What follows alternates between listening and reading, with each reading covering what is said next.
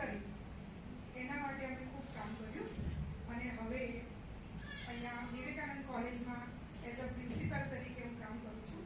સરસ્વતીચંદ્ર આચાર્યને ખબર છે, એમને હું ઘણીવાર મારા કાર્યક્રમોમાં બોલાવું છું. એક રિક્વેસ્ટ એ છે, કલ્પતરુ સેવા ટ્રસ્ટ જેવા અમદાવાદની અંદર ઘણા બધા NGOs છે, અમારી પાસે કોલેજમાં બધા આવે છે, તો એક